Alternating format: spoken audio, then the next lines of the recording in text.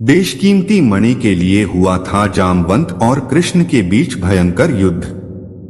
रामायण की कथा में सीता हरण के पश्चात विष्णु के अवतार भगवान राम की हनुमान समेत बहुत से अलौकिक शख्सियतों से मुलाकात हुई थी, जिनकी सहायता से राम अपनी पत्नी माता सीता को खोज पाए थे और साथ ही साथ उन्होंने असुरों के रूप में बुराई का सर्वनाश भी किया था। इन्हीं अलौकिक शख्सियतों में से एक थे जामवंत या जाम्बवान। कहा जाता है कि एक भालू की आकृति वाले जामवंत एक दिव्य पुरुष थे, जिन्हें स्वयं ब्रह्मा ने इस धरती पर भेजा था। हिंदू दस्तावेजों में यह बात उल्लिखित है कि पौराणिक काल में बहुत सी ऐसी नस्लें थीं जो मानव से भी कहीं ज्यादा बुद्धिमान और विकसित थीं। जामवंत उसी नस्ल के सदस्य थे। इसके अलावा वानर और किमपुरुष भी उसी विकसित नस्ल में शामिल थे। हमने भले ही जामवंत की उपस्थिति और उनकी भूमिका रामायण में ही महसूस की, लेकिन जामवंत तीनों युगों में मौजूद थे। वह वामन, राम और कृष्ण तीनों के काल में थे और तीनों ही युगों में उन्होंने महत्वपूर्ण भूमिका निभाई थी। कृष्ण का वारिस जामवंत को भले ही एक भालू के तौर पर देखा जाता है, लेकिन असल में वे एक भालू नहीं थे, क्योंकि उनकी पुत्री जामवंती का विवाह कृष्ण के साथ संपन्न हुआ था। कृष्ण से विवाह करने के बाद वह उनके महल की सभी रानियों में से एक थी। इतना ही नहीं, जामवंती और कृष्ण का एक पुत्र भी था, सांब, जो कृष्ण के देह त्यागने के बाद उनका इकलौता वारिस था। सांब के ही पुत्र वज्रनाभ ने ही द्वारका नगरी के समीप कृष्ण के प्रसिद्ध मंदिर की स्थापना की थी। भागवत पुराण में जामवंत। भागवत पुराण के अनुसार कृष्ण और जामवंत के बीच लगभग 28 दिनों तक भयंकर युद्ध चला था। यह युद्ध स्यमंत कामिनी नामक मणि को पाने के लिए हुआ था, जिसका एक टुकड़ा कोहिनूर हीरे के रूप में प्रसिद्ध है। मुगल काल में कोहिनूर हीरे को आंध्र प्रदेश के गुंटूर जिले की एक खदान से हासिल किया गया था, लेकिन आजादी से पहले ही अंग्रेजी हुकूमत ने इस बेशकीमती हीरे को लंदन भेज दिया था। 28 दिन तक चले इस युद्ध के अंतिम दिन जामवंत को इस बात का एहसास हुआ कि श्री कृष्ण कोई और नहीं बल्कि स्वयं उनके प्रभु राम के ही अवतार हैं। श्री कृष्ण की असलियत को जानते ही उन्होंने अपनी हार स्वीकारते हुए युद्ध को रोक दिया। रामायण में महेंद्र पर्वत, जहां से हनुमान ने लंका की ओर छलांग मारी थी, पर खड़े होकर जामवंत ने यह स्वीकार किया था कि हनुमान की तरह वह भी इस विशाल सागर को पार सकते थे।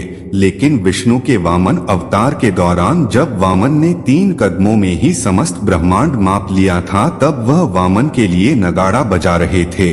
उस समय वह घायल हो गए थे। संजीवनी बूटी। समुद्र मंथन के दौरान क्षीर सागर में से विशालकर्णी पौधा, जिसका सेवन मौत को टाल सकता था, निकला था, तो उस समय भी जामवंत वहां मौजूद थे। क्योंकि आगे चलकर जब राम रावण के युद्ध में लक्ष्मण गंभीर रूप से घायल हुए थे, तब भी जामवंत ने ही उन्हें संजीवनी बूटी का रहस्य बताया था। वाल्मीकि रामायण।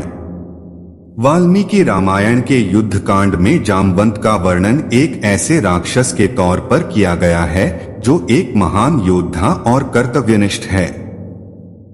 उनका शरीर काले बालों से ढका हुआ था। वे अपने हाथों से पत्थर उठाकर अपने शत्रुओं पर मारते थे।